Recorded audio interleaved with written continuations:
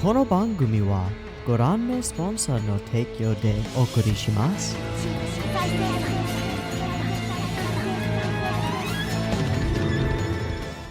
Alrighty, welcome everyone. I'm Teeaboo and I am here for Shoujo Kageki Revue Starlight episode 5. Last week we watched episode 4 and I've got a tickle in my nose. Fuck. Oh my god, I spent like 10 minutes just sitting here waiting for this tickle in my nose to go away and like blowing my nose and sneezing. But I've got allergies today and I can't do anything about it. So if I end up with my eyes getting really bleary and or like snurfly and or sneezy during this reaction, I apologize. I just can't do anything about it. Anyway, Revue Starlight, episode 5. Last week's episode 4, focused on Hikari and Karen. Hikari kind of runs away, and Karen kind of chases after her, eventually getting some kind of passive-aggressive, sort of weird texts that hint at particular locations. They visit like 8 different aquariums to see a bunch of different jellyfish. And eventually they finally kind of make contact and end up on the phone with each other and start talking back and forth, just catching up on casual things. And I really like the way that we did that particular discussion. It really sold to me the idea that these are two characters that haven't seen each other in a long time, finally breaking down the barriers between them and actually catching up and actually talking. And eventually that talking escalates into a real serious conversation about the real core issues that have been causing a wedge between them, causing a problem, which is Hikari and Karen's previous promise and Karen's continued drive to achieving that promise, but without actually communicating with Hikari. And so they end up in front of Tokyo Tower and they communicate and they talk about it and they fucking reaffirm their promise to each other and they agree. Their bond is reforged, and we're good to go. I likened the ending sequence to kind of like a private audition, private review type structure, because it does have the sort of red screen to start, and the finish with the spotlights on the little pedestal podium thing, but they've got a long way to go, and it's pretty cool. So all of that has happened. That marks a pretty big change for our general, like, overall narrative now that we've got another character on board with our main character. How is that going to influence, like, what's going to happen in the next couple of episodes now that they've reforged this bond? Well, I started thinking about it, like, what match do you have next? And it can't be Maya because Maya's too far down the line, right? She's too big bad, right? Not that she's bad or anything, but she's too like final bossy for it to be Maya.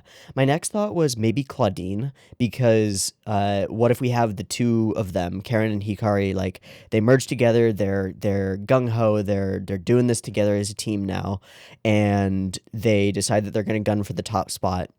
The person that I could see stepping in and being like, no, you do this by the rules, the normal way, would be Claudine, because she wants to actually rise to the top star position herself. She's still got her eye on that goal, and so she doesn't want other people to get in the way. And I think that works. But then I had the thought, which was like, oh, right, Mahiru exists. Which makes me think that this next episode is going to be Mahiru focused, because her conflict with the rest of the story has up until this point been entirely centered around having a crush on Karen and Hikari coming in and usurping her position, right? Sleeping in her room, being really awkward about that, all kinds of stuff. And the one thing that we really got from her in the previous episode, well, 2 things. One was that she didn't explode over the stuff that Kaoruko had, like, planted in her head in the episode before this, in episode 3. She didn't explode. It's just sitting there. It's just simmering. We're aware of it, but the characters that her, like, resentment or whatever is aimed at are not aware of it because she hasn't communicated it. And then the other thing was the strange sequence where she does the whole baton twirling thing and sets herself up as, like, a goddess guardian of the hallway, which is really, I don't know how to feel about that sequence. It's a strange one. It's there's a sadness to it. It's weird, and I don't know how to like convey the way that I feel about that particular sequence, but it kind of reminds me of like being a Chuuni in Chuunibyou. It's almost a sad condition for Mahiru that she's positioning herself in this way and playing pretend, kind of. It's strange. All of that to say, I feel like the next thing that we need to do is somehow address this conflict with Mahiru. I want to understand where she's coming from and like figure out some kind of resolution to her conflict at the moment. I don't think it's going to be a very happy resolution because, like, she's not going to just fall out of love with Karen or whatever quickly just because she wants to. It's not going to work that way. So maybe she'll get defeated and be okay with that. I don't know how that's going to work out. But I am excited to hopefully get some more information on someone who's been essentially a kind of a side character up until this point, and to get another review and another audition and another like fight song and fighting and things. I'd also really like to know if our duo is going to be a duo. Are they going to start duetting their way through the story at this point? Are they going to be auditioning as a pair from here on out? If so, what the fuck is that going to look like? I don't know, but it sounds really cool, and I'm kind of excited. So let's go ahead and watch some Revue Starlight. I have episode 5 of Shoujo Kageki Revue Starlight up and ready to go. It's sitting at 0 seconds. There will be 2 versions of this reaction. You can find a picture-in-picture version with the video up there, linked in the description, and a timer-based version up on YouTube. If you would like to do a syncy thing and sync up your own copy of the episode with the timer-based version, you are welcome to do so. Just get your copy ready because the beep beep timer to count you down will be coming at you now.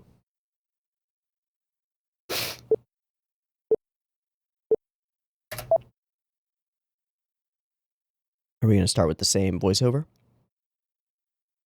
Ooh.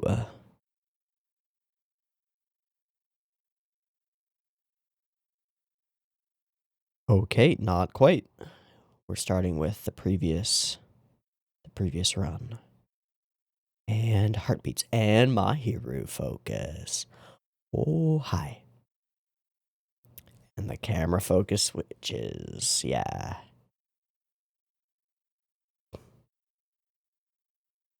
Oh boy. Oh man, we're gonna hear Karen-chan a lot in this episode, aren't we? Karen-chan! I wonder if we'll hear many Hikari-chans as well. Alright. Alone, empty beds. The 2 of them out. She is not. Yikes.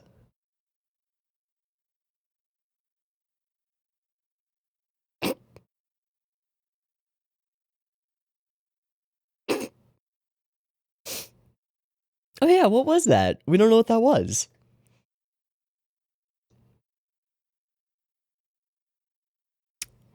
Ah. Already practicing together. Okay. First one's here.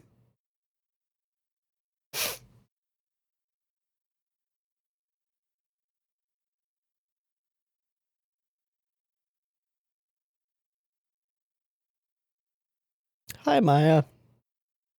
Hello, position 0. Alright, so this is kind of a repeat of episode 1's start. Just with the 2 of them together instead. Oh, stepping out of your zone.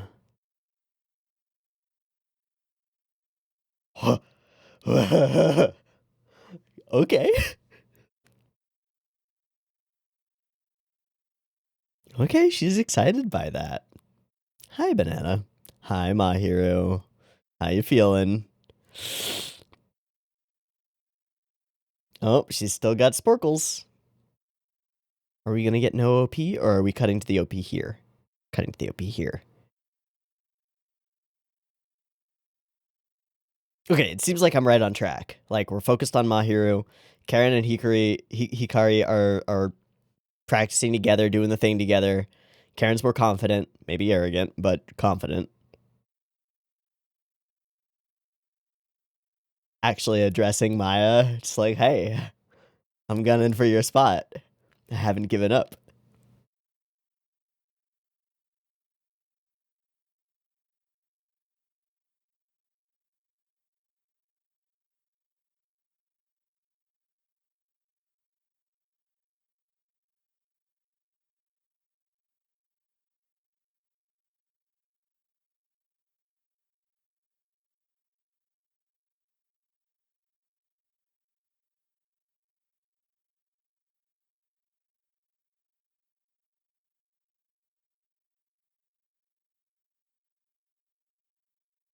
What kind of weapon does she have? Is it a spear?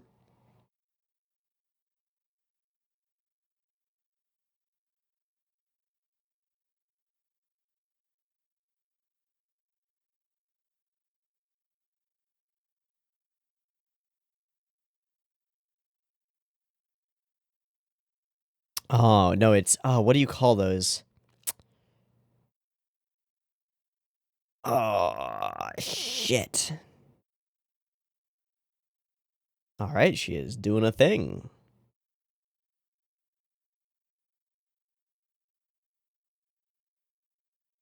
Still got a ways to go, though.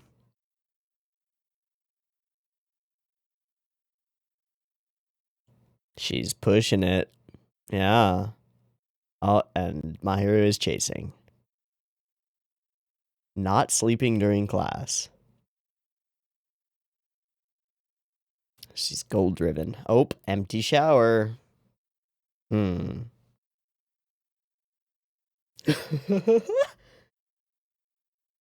That sounds good.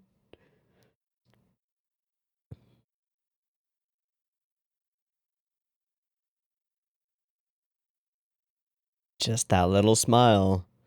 Are you serious? Yeah. Sure did. What's in the box? Tsuyuzaki Farm? Is that? Oh.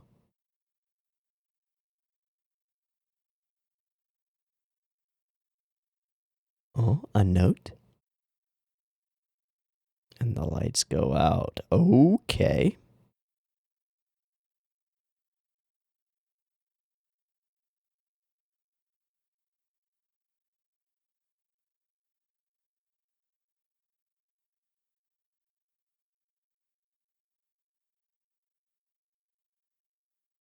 My little treasure?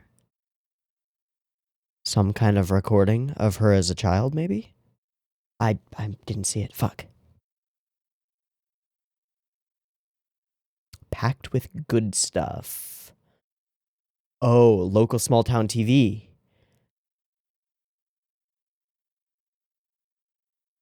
Oh, she's the small town hero type. And the baton.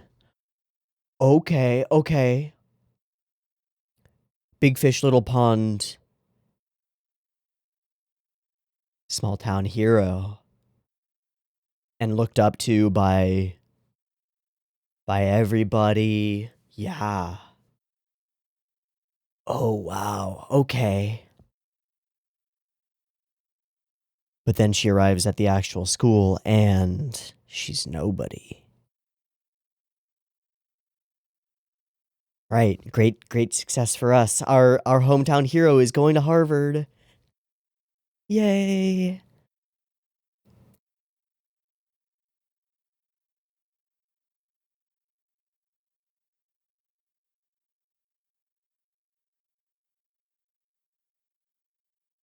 Get that fucking boom out of frame. What are you doing? What are you doing? Ah!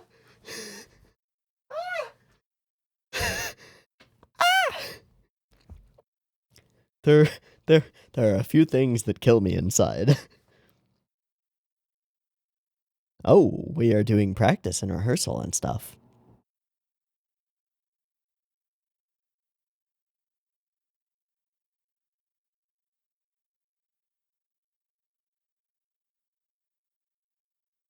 Wow, that is an isolating shot if I have ever seen one. Holy crap. Oh, everybody's got sporkles. They've all got that glimmer. Oh, this episode is called The Source of Glimmer. That's right. I forgot what the title was. Whoops. Oh, that's gotta be awkward to watch. Oh boy, she is imagining herself there. Oh no. Oh no.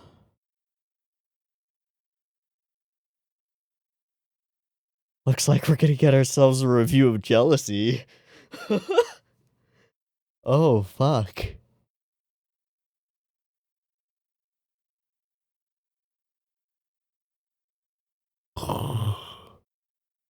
Oh god, that's what she won over here.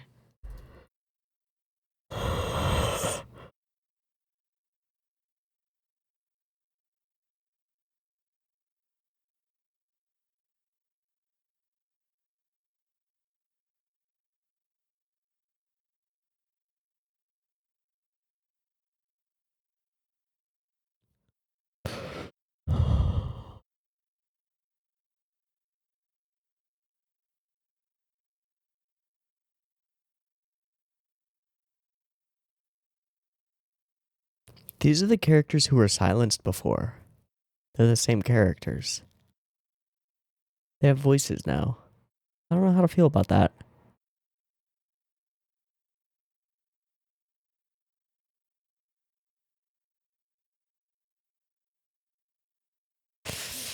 That's a hell of a thing to say. How do you feel about it, Banana? More importantly, how do you feel about it, Mahiru? Oh no. Not good.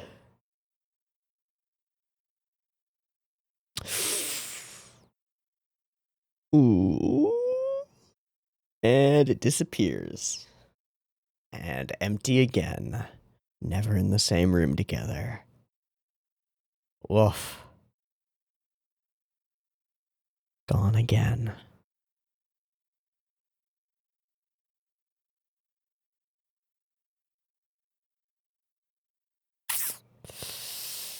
Oh, hi.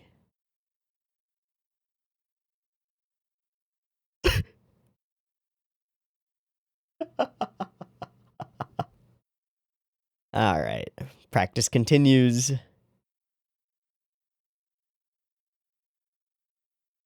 She is shining. Oh no.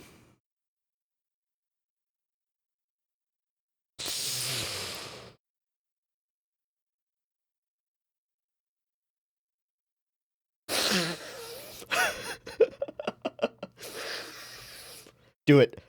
Do it. Do it. Oh fuck. Okay, she didn't actually do it.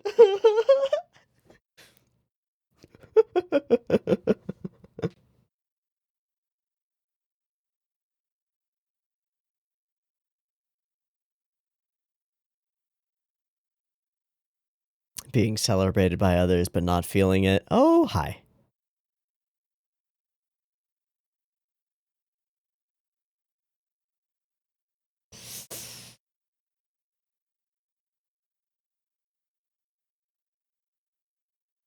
Distance and distance. Hello, Glimmer. What are you gonna do to the stuff in her locker? Oh, you're gonna secondhand kiss the bottle. Okay. I see.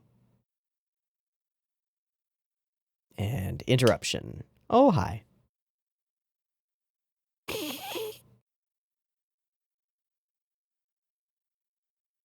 All right, you gonna confront her? Okay. Oh boy. You screwed up everything.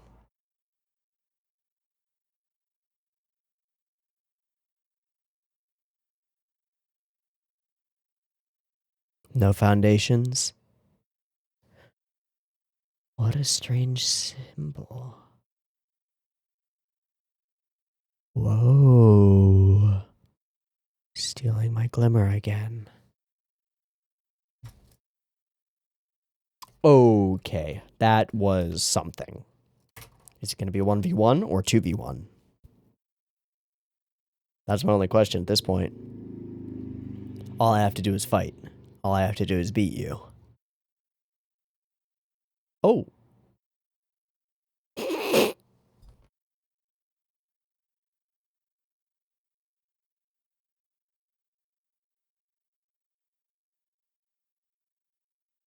Sure. Wait, there's no... Where's the henshin?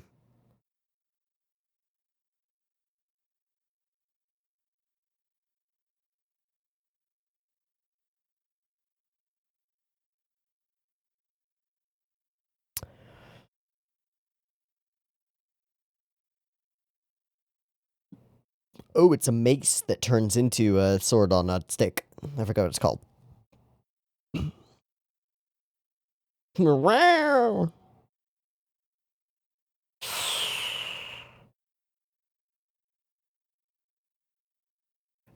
Saw that coming. Goodbye, Mr. White. Hello, cardboard cutouts. Okay. God of the stage. Oh. Oh, I see. We're play acting. Whoa.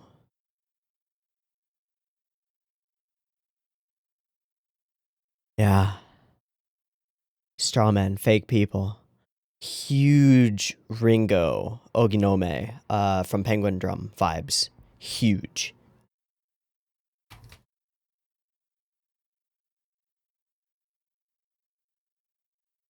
Yeah. What are you doing?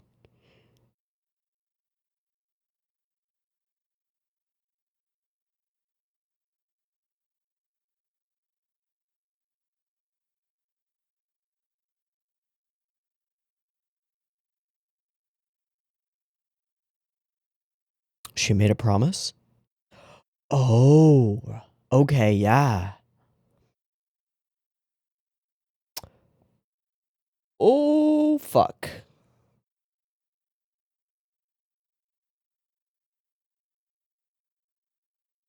Miracle Pitch of Love and the Baton Mace. Okay. And the soundtrack completely is totally disconnected because she's completely totally disconnected.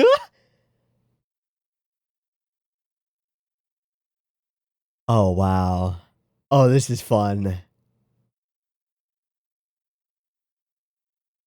And it's a baseball stand. Wow.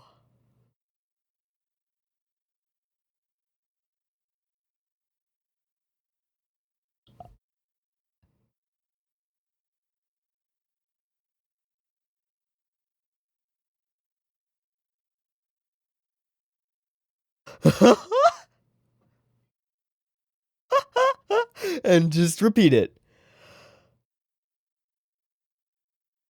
And she's. Oh, okay. I made a mistake. That's not Mahiru. That's Karuko with the spear with the sword. Everybody's battling. This is ridiculous. Dink!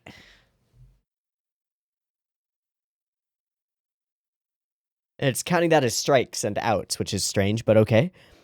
And Hikari versus what the fuck is happening?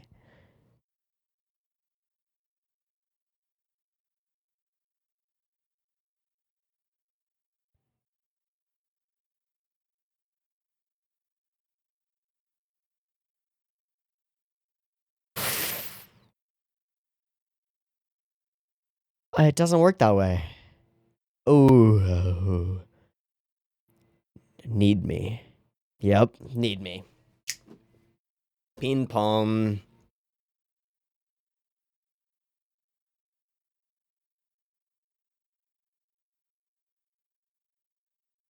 It's more important.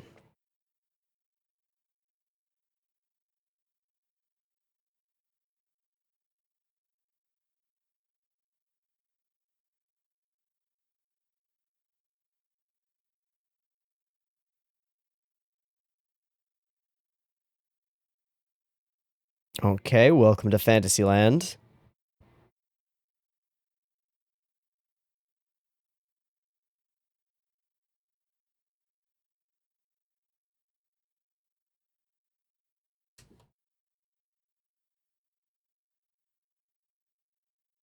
Who made you? Yeah, okay.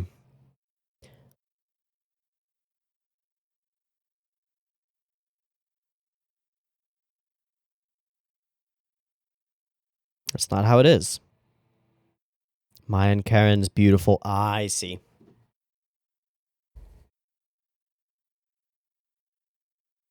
Shadows on the walls. That's bullshit.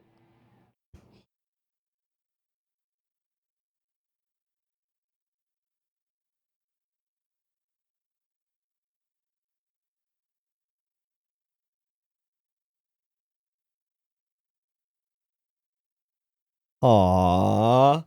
Aww, what a nice thing to say. The little breach in the facade.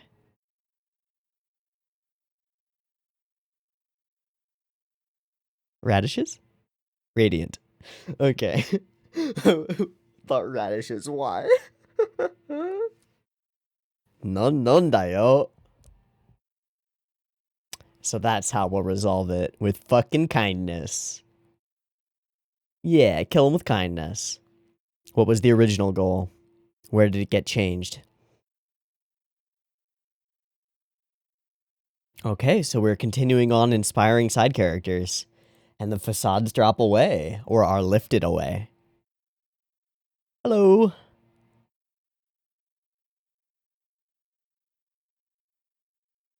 All right, back to baseball.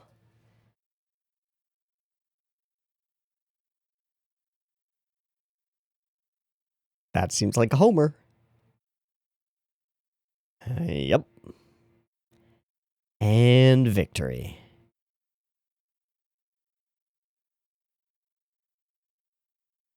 We moved up. We moved up. Ooh.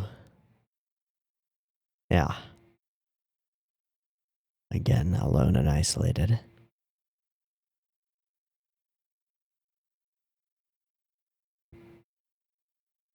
Feel okay about that? Yeah. Yeah. Now cooking? Cooking potatoes?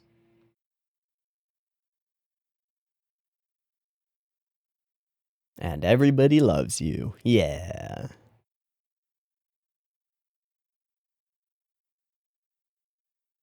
Awesome.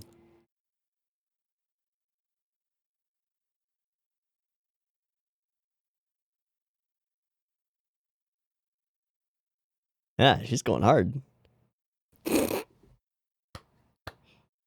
This is...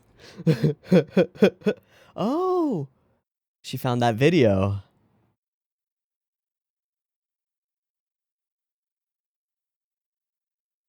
Back to the... Yeah, I do want to be a star. Yeah. Oh. An even deeper layer. Good. Good. Good, good.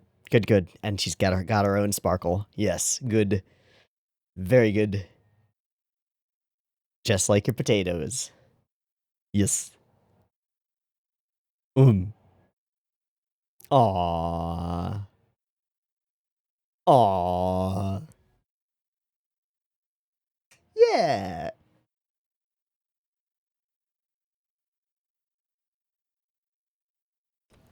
Couldn't see your own. Nice.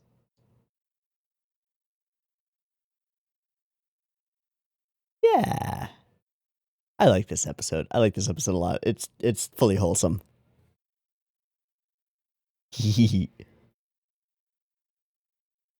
Yeah.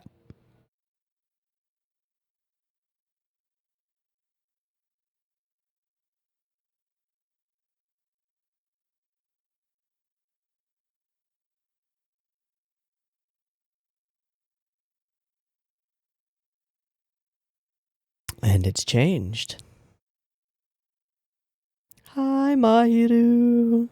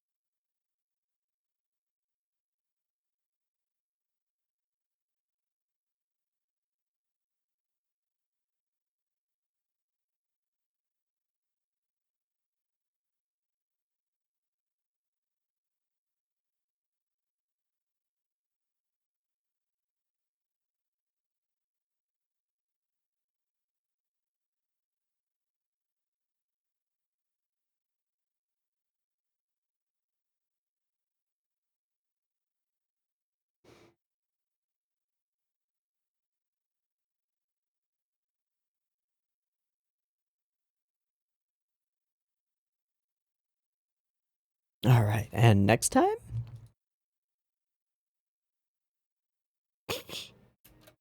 2 flowers on the stage. Who else has flower names? Shit, I don't know.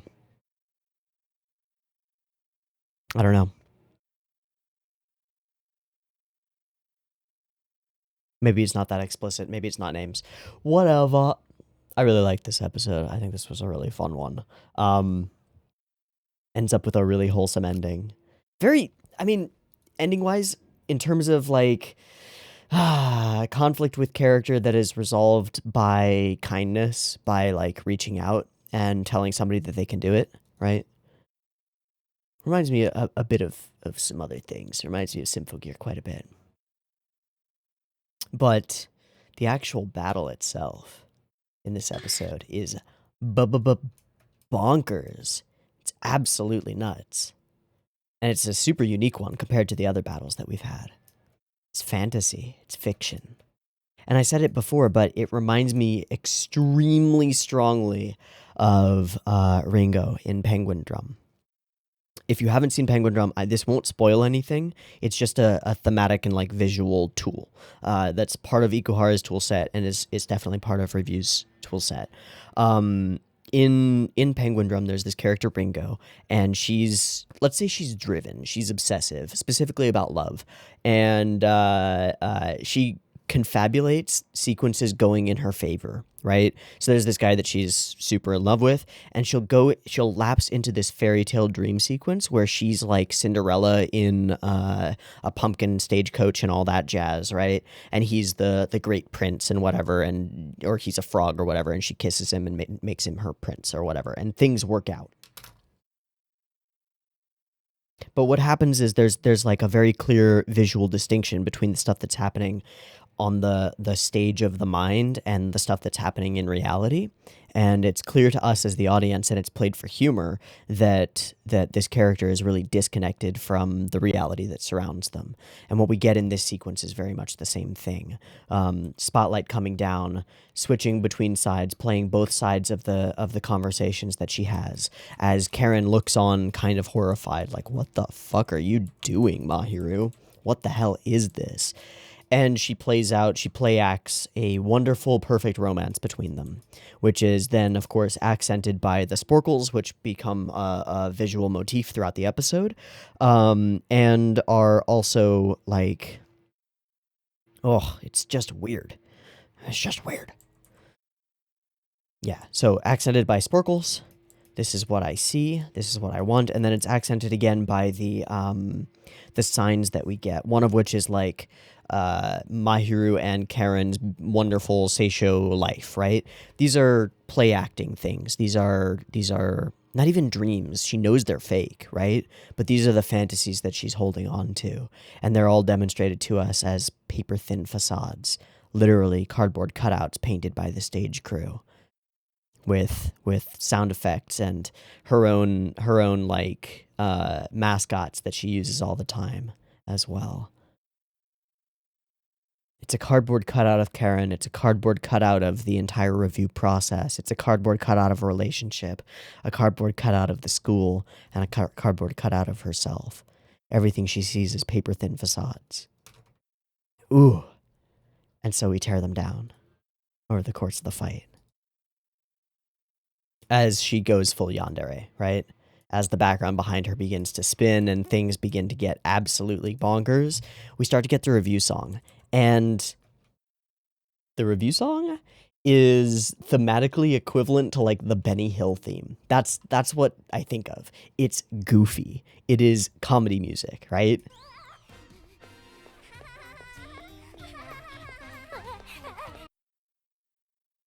And it's strange. Because it doesn't fit the visuals that are going on. Because it's disconnected. Because it's intended to be. Because she's disconnected. She's aiming for a fantasy. Everything is disconnected. And the actual battle itself just becomes absurd. Becomes absolutely absurd. She doesn't actually want to hurt Karen, right? She wants to win. She wants to play the game. And so it becomes a game.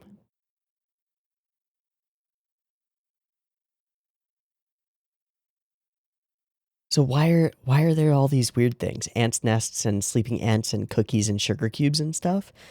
I guess because it's all in her imagination, right?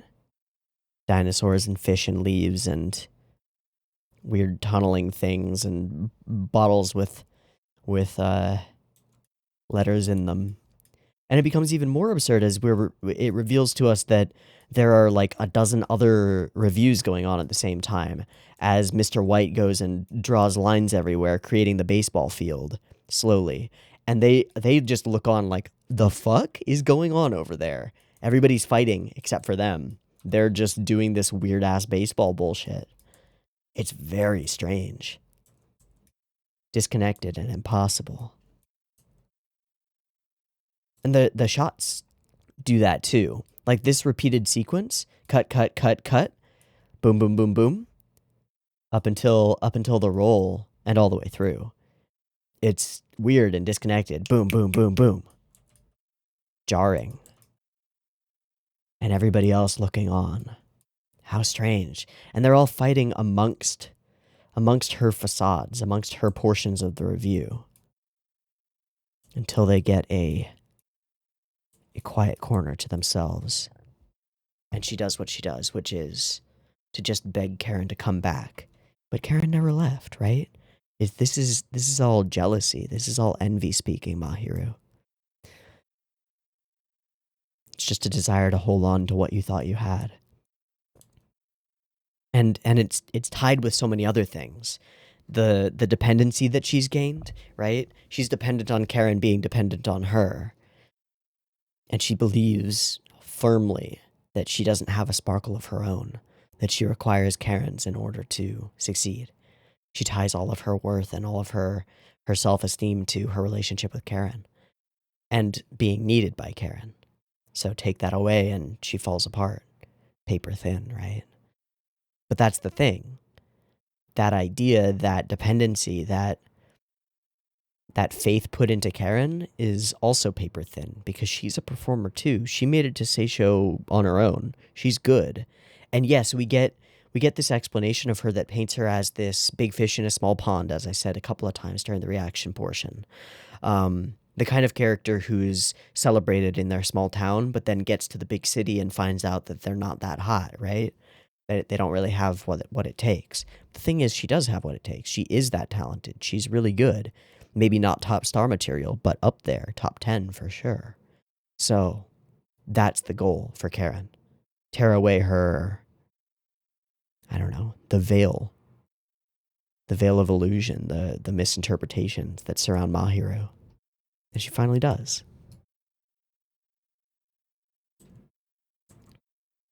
I can't lose. I made a promise. And so they both fall. And they fall into an even more comical stage, sort of. But the battle that they have accelerates. It goes from just baseball to a real fight. Now that everything is out, right? And we start playing with the facades, bursting through them, chasing each other through them. And that becomes important as they start being pulled away. Yeah, the image, the ideal looms above them. Maya and Karen-chan's beautiful Seisho Music Academy. The fantasy. I don't have anything, no glimmer. And our beautiful relationship, beautiful friendship. Without your glimmer, I can't do anything. Oh, but how wrong you are. The lights go out, and the reveal. This is a poignant shot. The image of them, the perfect image of them looming above, but fake. The reality underneath. A hole cut through it, demonstrating just how false it is. And this image is what blocks off their view of the tower, I think, right? The tower, in terms of the way everything is structured, the tower is directly behind it, isn't it? So this image is an obstacle.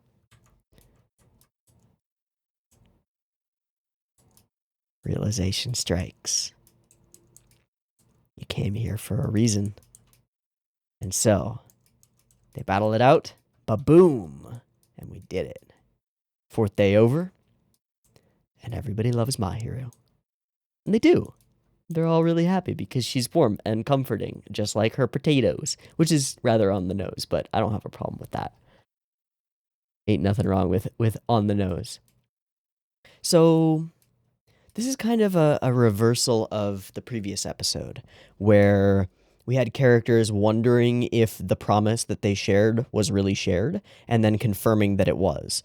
And then here we have Mahiru sort of having a one-sided promise. The promise that she believes Karen made to her is super important to her, but it's not as important to Karen. Other things are more important to Karen. And Mahiru is important to Karen. But she tries to reaffirm that promise and fails. It doesn't happen for her. And she ends up in a sad place, essentially being rejected and having to deal with it, which sucks. Sucks a lot. Oof.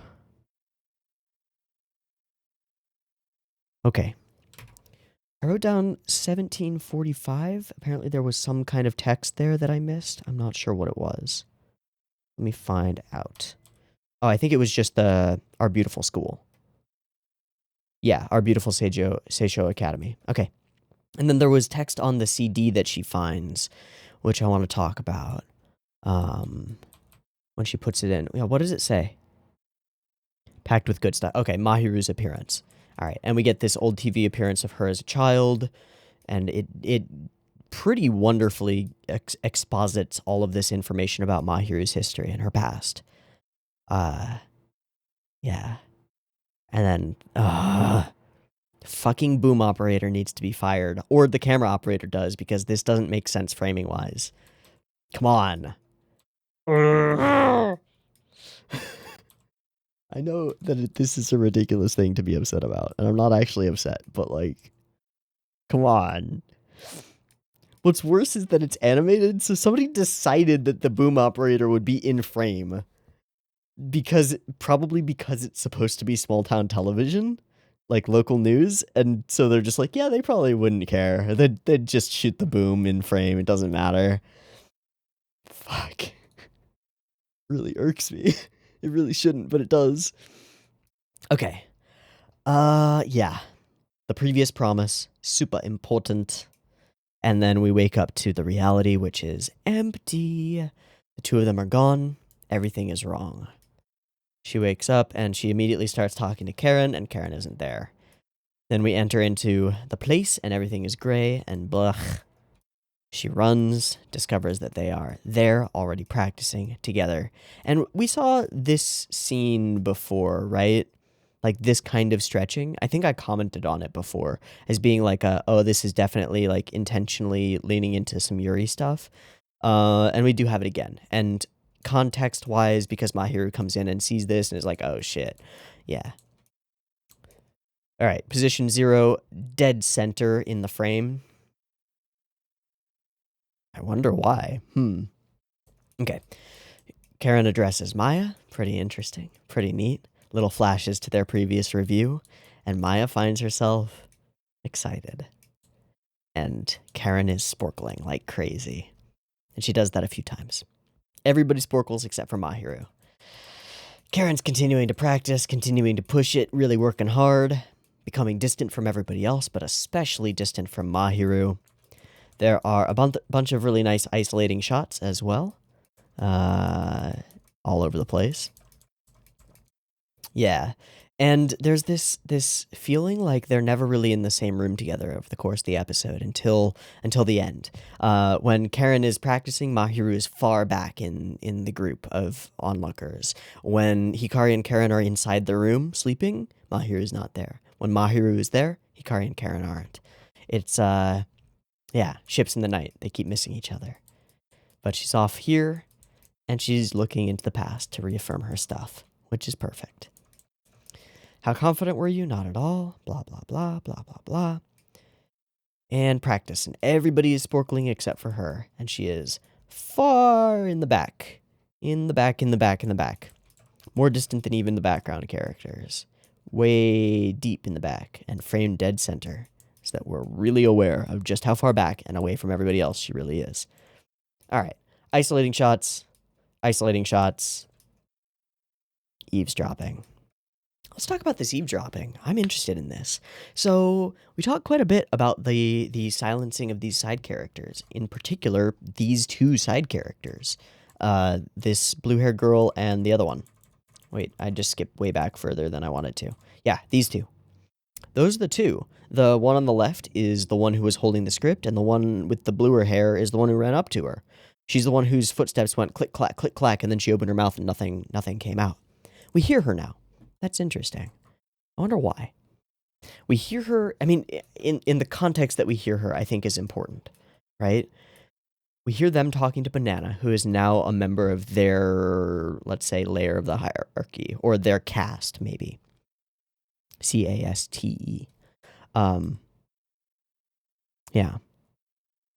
So we hear them talking to her. They're talking about stage girl stuff. They're talking about Maya and Claude and the potential leads. But it's almost like talking about it from the outside. Like fans hoping for particular pairings or something. I don't know. It's weird. And then the context is also that Mahiru, who is at present feeling more distant than ever from the rest of the stage girls and from her own like reasons to be a stage girl, she's also able to hear them as they discuss. It's interesting. Our duty working backstage. Better learn to always attempt something new. I'd love to see them as Flora and Claudine. Okay. But then this also just piles on more stress for Mahiru, which sucks. And she's doing the, yeah, that's where I should be. That's my spot. And again, she wakes into an empty room. Fuck, that sucks. Oof. And interruptions. So stuff being thrown becomes a thing. And I believe it happens 3 times. Here, the towel, and the water bottle. Bing, bing, bing. So here she screams into a pillow, and then Hikari happens to walk in at that exact moment. Fuck. I love the wait here. Just this moment where we hold. It builds up to her actually throwing the thing so wonderfully. It's great. All right, so Karen is sparkling. She's doing great, doing good stuff. She's sitting at the front of the flying V. And now Mahiru turns her attention to like, oh, let me do things to help you so that you notice me. Oh no, darling. Oh, child. Oh, friendo. Palo. So the problem here is that Karen doesn't think that anything's up. She's too straightforward. Kind of in the same way that Utena's a goober and like Yui's a goober and Hibiki and Kumiko are goobers. She's just like, oh, thank you for doing nice thing. I appreciate the nice thing that you have done, and doesn't read into it at all. Ugh, poor Mahiru. So she just sits here and waits for the dirty cloth. Gets it back, just finds herself staring at it. I swear to God, I thought she was just gonna... I thought she was just gonna inhale. What, with the little sparkles coming off of it and shit? Oh, man. But no, she just, Hikari is there. And then she leaves, and we do the same hold for a moment. Chuck. Boom. Awesome. Okay, again, isolating shot. Everybody else walks by, but they're distant from us. Distant. Karen appears. Yay, keeping going. And she's just keeping going. But she leaves the locker open. A chance. I thought she was going to do something nefarious. Instead, she just goes for the second-hand kiss. Which, big deal for her. I'll admit, a big deal for her. She goes for it. And then is interrupted by Hikari. Because, yeah, of course there's going to be an interruption. Bing! And of course it's exactly the same. I forgot something. She just chucks it. Doesn't even wait this time. And confrontation. It's all a mess. So, this is a very interesting shot. Because it can all be stitched together, right? But what is it? So we've got Karen above, nude, resting atop the curtain, which then in turn obfuscates the very tippy top of the tower, right? So the goal point for everybody else is now being co-opted by Karen, right? It's not the tiara that she's after. It's not Top Star that she's after. It's not the glimmer at the top of the tower that she's after. It's Karen that she's after. That's the top point. That's the goal. Okay, cool. And then we stitch down. There's all of this sparkle glimmer flying down from up on high, from Karen, we could say.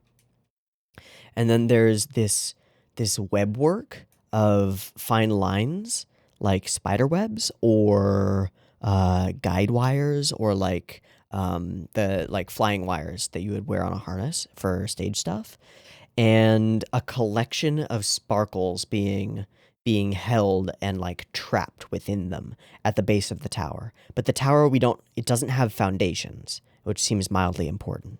Okay, and then there's this like ball of the glimmer being collected underneath Hikari. And then it becomes the reverse, and it's the shape of the tower that we see underground, the one with the tiara at the top, isn't it? I think so. And it's vertically symmetrical, and we move down, but again at the very tippy top of it, where the thing would be, is her. Okay, and she is sitting at the bottom waiting for scraps to fall. Got it. So she was previously in the position to collect fallen scraps from Karen, glimmering from down on high, but now Hikari's presence is preventing them from falling down to her, and she's angry about that, right? Because she doesn't believe that she can create her own glimmer. She believes that she has to only get, like, hand-me-downs from Karen. Interesting. And then this line. I don't know, but I feel like this is the most important line of the episode. We talked about this stuff in the previous episode, the idea of, like, stealing ability or stealing talent, and along with that, the idea of, like, you lose whatever's most important to you as a stage girl.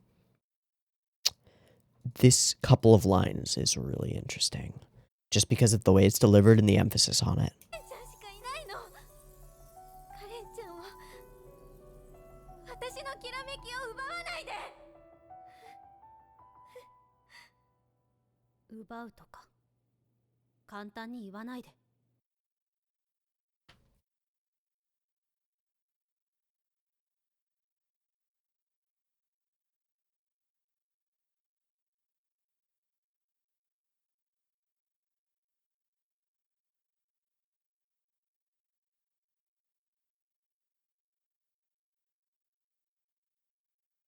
There's something to that.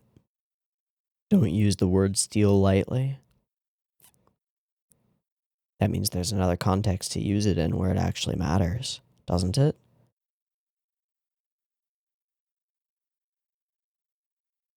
There's another way to use the word steal where it's really relevant and genuinely a thing.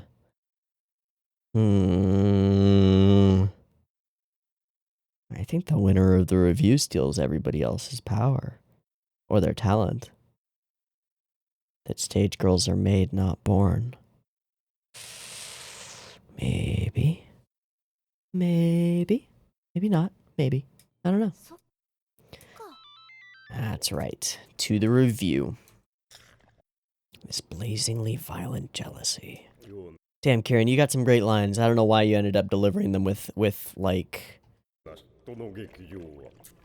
while drinking water. Fucking ridiculous. Alright, a flower of love blooms gracefully. Hello, Ijo Karen. And the other side. I want to dance with you forever. Oh boy. Oh boy. Got all our props, all our fakeness. Okay. I think that covers most of the stuff in the episode.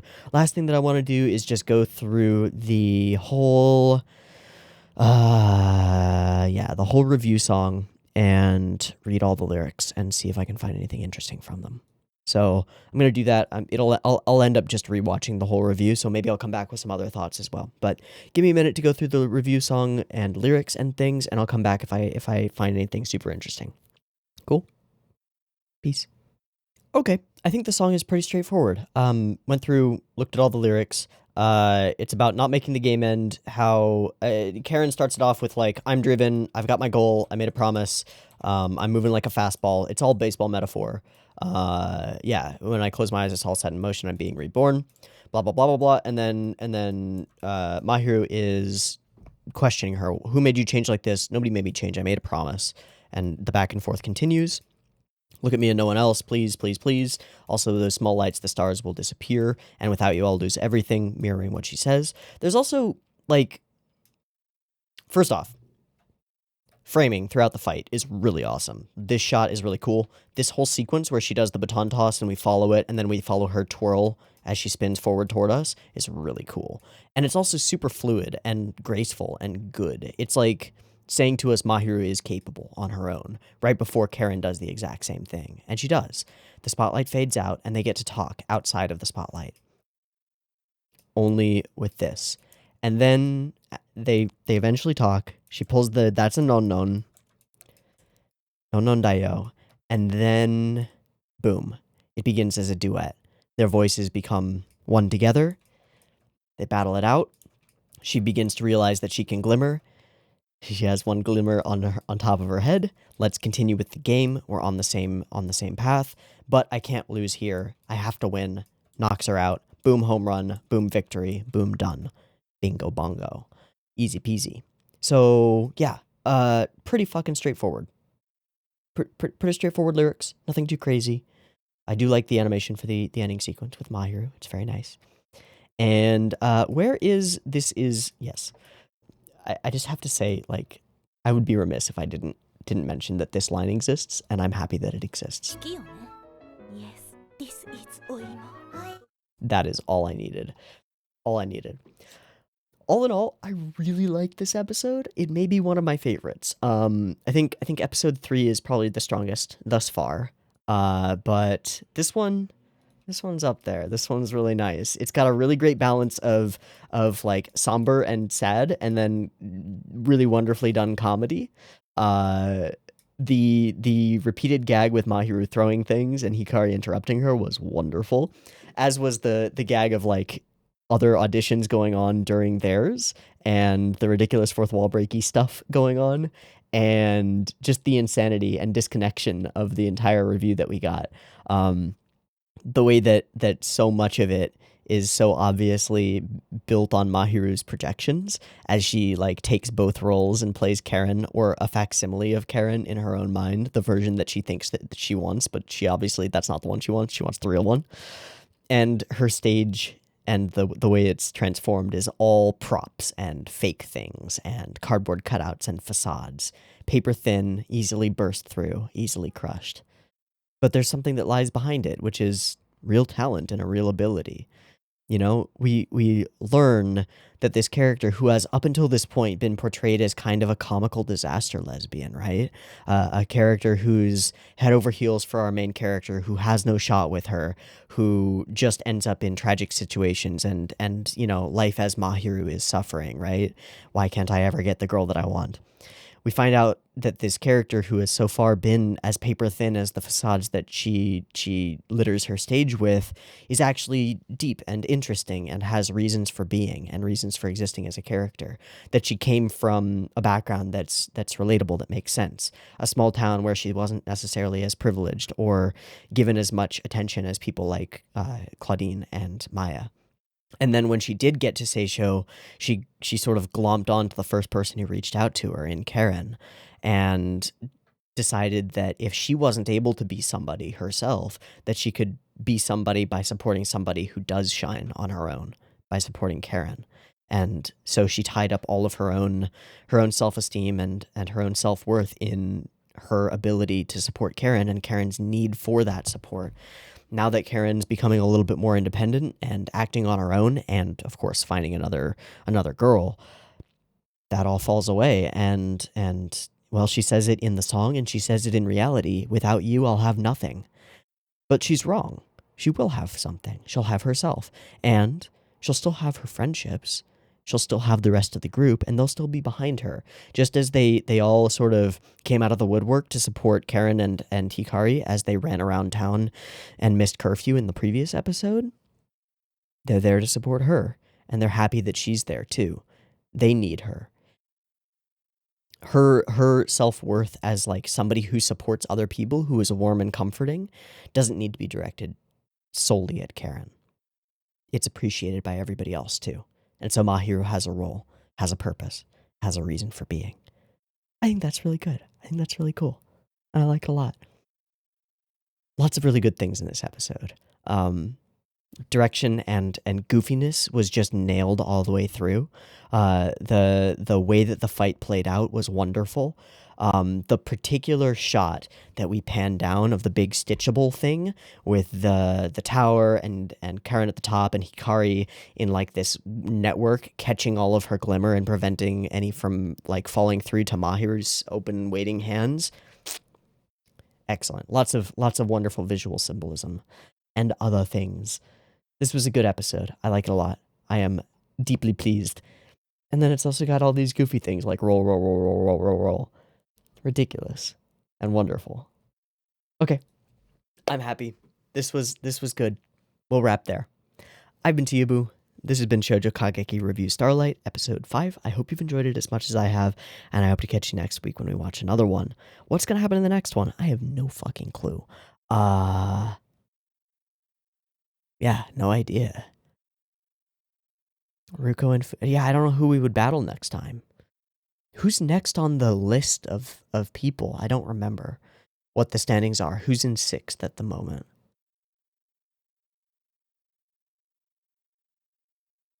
I would guess that it would be either Ruko or Futaba. Because we've got Maya, Claudine, Banana. And then we don't know. Or I don't know. Or I don't remember.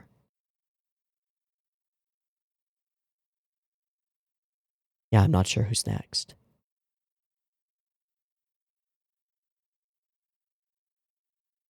Okay, cool. Well, we've got a mystery for next time. All right, I'll see you next week for another episode. Peace.